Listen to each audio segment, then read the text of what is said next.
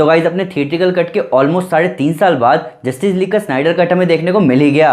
और हाँ, ये एक बिल्कुल ही अलग मूवी थी। जैक स्नाइडर की जस्टिस लीग 4 घंटे का एक एपिक एडवेंचर साबित हुई। 2017 में हमारे सामने आए थिएट्रिकल कट के सामने इस मूवी को देखते हुए हम फैंस साफ साफ कह सकते हैं कि जॉस व्हीडन या वार्नर ब्रोस एग्जीक्यूटिव्स ने इस मूवी में बहुत ही जबरदस्त कट्स लगाए, जिसकी वजह से कैरेक्टर, स्टोरी और यहाँ तक कि एक्शन भी बहुत फ्लैट लग रहा था। जबकि स्नाइडर कट में सब जबरदस्त लगा। चीजें क्यों हो रही थी उनका रीजन सामने आया और कैरेक्टर्स का रोल कितना बड़ा और इम्पोर्टेंट है ये देखने को मिला।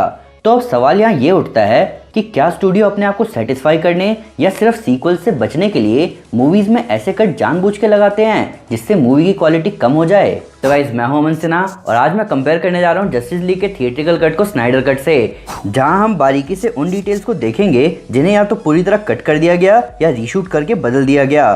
पर अपनी इस ऑसम वीडियो पर बढ़ने से पहले बात करते हैं कैश करो ऐप की। कैश करो इंडिया का सबसे बड़ा कैशबैक ऐप है जिसको खुद मिस्टर रतन टाटा ने फंड किया है। तो आप कैश करो के थ्रू ऑनलाइन शॉपिंग और मोबाइल रिचार्ज पर भी जबरदस्त कैशबैक कमा सकते हो। Amazon, फ्लिपकार्ट, मिंत्रा, अजियो, चाहे कोई भी ई-कॉमर्स वेबसाइट हो, कैश करो आपको हर ऑनलाइन शॉपिंग पर बहुत बढ़िया कैशबैक और रिवॉर्ड्स देता है, वो भी रियल कैश। डिस्क्रिप्शन की लिंक से कैश करो पर अकाउंट बनाओ और कोई भी वेबसाइट सेलेक्ट करो। जैसे मैं ऑरेंज बटन दबाकर सीधा Amazon पर पहुंच गया। अब यहाँ नॉर्मली शॉपिंग करने के बाद कैश करो अकाउंट में माई अर्निंग सेक्शन में मुझे कैशबैक मिलेगा। अब इस कैशबैक को या तो मैं सीधा बैंक में ट्रांसफर कर सकता हूँ या Amazon वाउचर में कन्वर्ट कर सकता हूँ। तो अभी डिस्क्रिप्शन में दिए हुए लिंक को क्लिक करके कैश करो ऐप डाउनलोड करें। इस लिंक का एक और फायदा ये है कि इससे साइन अप करने पर आपको 25 रुपए इंस्टेंटली मिलेंगे। तो अब जब कैश करो जैसे जबरदस्त ऐप की बात हो चुकी है तो स्पॉयलर्स का ध्यान रखते हुए चलिए शुरू करते हैं। सबसे पहले बात करते हैं मूवी की स्टोरी की। मैं पहले बिल्कुल ही क्लियर करना चाहूंगा कि मूवी की फंडामेंटल स्टोरी बिल्कुल सेम थी। बैटमैन और वंडर वुमन को फ्लैश, साइबॉर्ग और एक्वामैन को रिक्रूट करना है स्टेपनवुल्फ को रोकने के लिए, जो कि मदर बॉक्स को यूनाइट करके अर्थ को बर्बाद करना चाहता है। पर तब भी स्नाइडर कट बहुत सारे रीजन से थिएट्रिकल कट से अलग थी। तो पहले रीजन वर्ड पर ध्यान देते हैं। 2017 में आए थिएट्रिकल कट की ओवरऑल स्टोरी बहुत ही फ्लैट थी। वहां उस टाइम कई सारी बातें अजीब थी। स्टेपनवुल्फ अर्थ पर अटैक करने अभी ही क्यों आया, वो अर्थ पर अटैक क्यों कर रहा है, मदर बॉक्स अभी ही एक्टिवेट क्यों हुए, क्यों एटलांटियंस अपने मदर बॉक्स को ठीक से प्रोटेक्ट नहीं कर पाए, साइबॉर्ग अपने पिता से क्यों नाराज था, और यहाँ तक कि कैरेक्टर्स के मोटिव तक अलग अलग दिखाए गए। मूवी की स्टार्टिंग भी अलग थी। यहाँ कोई पैराडीमन को पकड़ने या उससे लड़ने वाला सीन नहीं दिखाया गया। मूवी की एंडिंग तक अलग थी, जहाँ स्टेपनवुल्फ अर्थ छोड़कर जाने के बजाय लीग के हाथों मारा गया। स्नाइडर कट में कोई ऐसी रशियन फैमिली नहीं थी जिन्हें फ्लैश और सुपरमैन को बचाना पड़े। तो ये सब देखकर एक चीज तो बिल्कुल क्लियर थी कि 2017 में हमें जैक स्नाइडर की मूवी कम और रीशूट्स ज्यादा दिखाए गए। और बात वैसे अभी खत्म नहीं हुई है। नाइटमेयर सीन के बहुत सारे हिस्से रीशूट हैं, पर 2017 के थिएट्रिकल कट में नाइटमेयर का कहीं भी जिक्र नहीं हुआ। पर स्नाइडर कट में नाइटमेयर सीन का सेटअप बहुत खतरनाक दिखाया गया, जहां हमें तबाह हुआ मेट्रोपोलिस, डार्कसाइड का अटैक, लोइस का मरना, वंडर वुमन की डेथ और बैटमैन और जोकर की जबरदस्त कन्वर्सेशन दिखी। इतना कुछ हम फैंस से कैसे छुपाया जा सकता है? इतने सारे एपिक मोमेंट्स, प्लस कुछ चीजें बिल्कुल ही नई थी। फ्लैश का लाइट की स्पीड से तेज मूव करने पर होने वाला टाइम रिवर्सल, जो कि एंडिंग को जस्टिफाई करने के साथ साथ आने वाली फ्लैश पॉइंट मूवी को सेटअप कर रहा है। मदर बॉक्स का मतलब बिल्कुल ही अलग दिखाया गया। 2017 के थिएट्रिकल कट में स्टेपनवुल्फ मदर बॉक्स को एक एंटिटी की तरह ट्रीट कर रहा था, जबकि इस मूवी में मदर बॉक्स ऑब्जेक्ट के फॉर्म में यूज किए जा रहे थे। प्लस यहाँ एंटी लाइफ इक्वेशन की भी बात हुई, जहाँ डार्कसाइड को मोटिव मिला अर्थ पर अटैक करने का अपने अर्माडा के साथ। अब ये तो अभी कोई नहीं कह सकता कि हमें इसका सीक्वल दिखेगा कि नहीं, पर ऐसा कह सकते हैं कि वार्नर ब्रोस के एग्जीक्यूटिव्स 2017 में इसका सीक्वल नहीं चाहते थे, इसीलिए उन्होंने सारी चीजें बिल्कुल ही हटा दी ताकि जस्टिस लीग एक वन एंड डन डील हो। यही रीजन है कि डेथस्ट्रोक और लेक्स लूथर के बीच की कन्वर्सेशन तक बदल डाली, क्योंकि obviously Ben Affleck future project से हट चुके थे।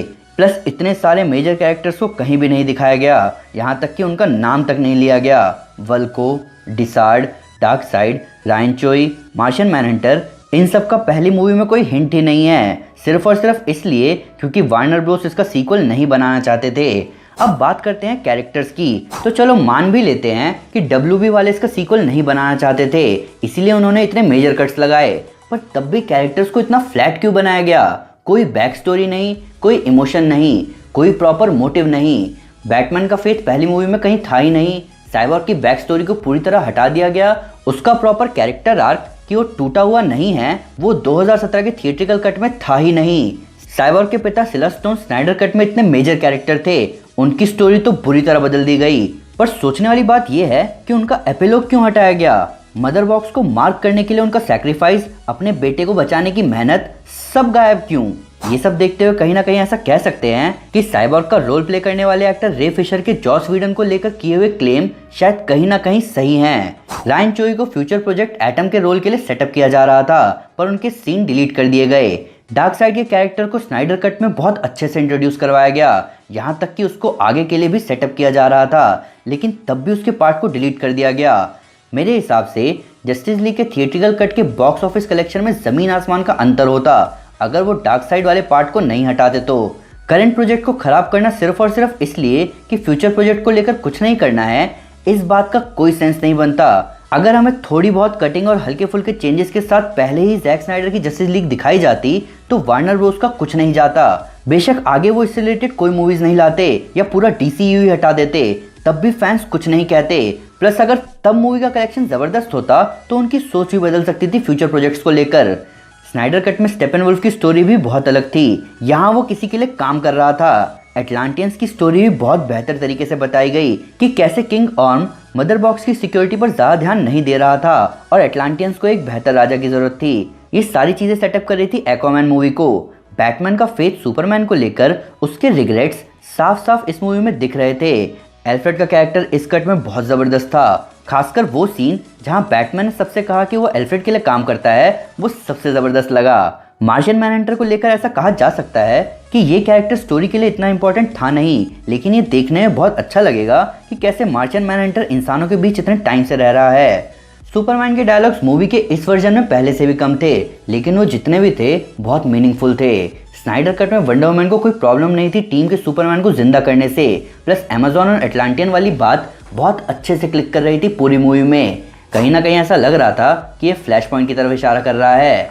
मूवी की फाइनल फाइट में हर हीरो का एक एक रोल था। साइबॉर्ग को मदर बॉक्स अलग करना था, फ्लैश को साइबॉर्ग को चार्ज प्रोवाइड करना था, वंडर वुमन और एक्वामैन को स्टेपनवुल्फ को रोक के रखना था और बैटमैन को एक ओपनिंग प्रोवाइड करनी थी और सुपरमैन को फाइट खत्म करनी थी। इसे कहते हैं प्रॉपर कैरेक्टर वर्क। अब बात करते हैं एक्शन की। पिछली बार जब मैंने जस्टिस लीग देखी तो मैं कंफ्यूज था कि एक्वामैन के स्टेपनवुल्फ को इस तरह मारने से इम्पैक्ट इतना ज़बरदस्त कैसे है, पर स्नाइडर कट में ये मुझे दिखा कि यहाँ बस इफेक्ट की ज़रूरत थी। ये बहुत ऑब्वियस सी बात है कि बिना इफेक्ट के वेपन का कोई सेंस नहीं बनता।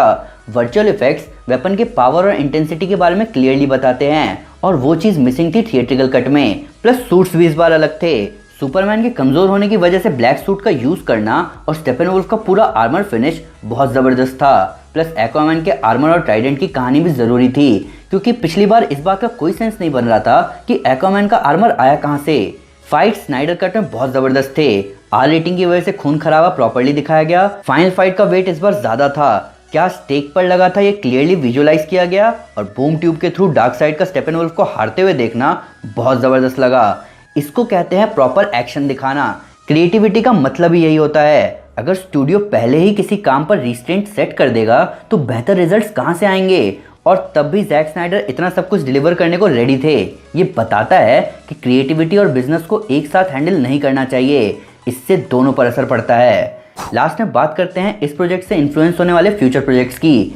ये अकेली मूवी कई सारे प्रोजेक्ट्स को सेट कर रही थी। यहाँ हमें क्लियरली दिखा कि कैसे इस मूवी की कहानी एक्वामैन को सेटअप कर गई, जबकि यहाँ Atom, Martian Manhunter, New Gods, Justice League 2, Flashpoint, Green Lantern और बैटमैन मूवी भी बहुत आराम से सेट हो रही थी। अब मेरे हिसाब से रोटन टोमेटोज, मेटाक्रिटिक और IMDb जैसे प्लेटफॉर्म की रेटिंग्स ही बताएंगी कि वार्नर ब्रोस को जस्टिस लीग के इस वर्जन को कैसे ट्रीट करना चाहिए, कैनन या बस एक सिंपल HBO मैक्स प्रेजेंटेशन। इन सब के ऊपर हम नाइटमेयर सीन्स को कैसे भूल सकते हैं। ये बहुत बड़ा क्लिफ हैंगर है कि नाइटमेयर वर्ल्ड में क्या हुआ या क्या होने वाला है। क्या हुआ का तो हिंट फिलहाल मेरी तरफ से ये है कि जोकर ने एक बहुत खतरनाक ब्लास्ट करवा के मेट्रोपोलिस को तबाह कर दिया, जिसके रिजल्ट में मेट्रोपोलिस के सारे लोग मारे गए, जिनमें प्रेग्नेंट लोइस लेन भी शामिल है। डार्कसाइड अर्थ पर आ चुका है, उसने एक्वामैन और वंडर वुमन को जान से मार दिया और सुपरमैन पर अपना कंट्रोल बना लिया एंटी लाइफ इक्वेशन की मदद से। सुपरमैन जोकर को जान से मारने के लिए ढूंढ रहा है और वो बैटमैन को भी रिस्पॉन्सिबल मानता है कि उसकी वजह से जोकर इतने समय तक जिंदा रहा और इतने सारे लोगों की जान गई। तो बहुत कुछ है आगे एक्सपेक्ट करने को, लेकिन मर्जी स्टूडियो की ही रहेगी कि वो ऐसे ज़बरदस्त प्रोजेक्ट्स को ग्रीन लाइट देंगे या नहीं। तो गाइज ये था एक कंप्लीट कंपैरिजन जस्टिस लीग के स्नाइडर कट और थिएट्रिकल कट का। 4 घंटे की मूवी को थिएटर पर देखना थोड़ा मुश्किल होता, पर OTT प्लेटफॉर्म्स पर इस तरह पूरे प्रोजेक्ट को रिलीज करना ये एक अच्छा टेक है हम ऑडियंस को एक विजनरी डायरेक्टर का ऑनेस्ट वर्क दिखाने का और हमें बताने का कि स्टूडियो इंटरफेरेंस हम फैंस से क्या क्या छीन लेते हैं। साथ ही साथ मैं एक बार फिर कहना चाहूंगा कि कैश करो आपको लिटरली शॉपिंग करने का फ्री पैसा दे रहा है, तो अभी डिस्क्रिप्शन में दिए हुए लिंक को क्लिक करके साइन अप करें। पर फिर भी अगर उससे कोई डिटेल मिस हो गई हो या फिर उसके नए फैक्ट इस वीडियो से रिलेटेड तो प्लीज़ हमें कमेंट पे जरूर बताएं या हमारे सोशल मीडिया हैंडल पर हमारे साथ शेयर करें, हम हर जगह हैं। तो गाइज अगर आप नाइटमेयर सीन के बारे में और जानना चाहते हैं तो मैं आपको हमारे इनजस्टिस गॉड्स अमंग अस कॉमिक सीरीज रेकमेंड करूंगा।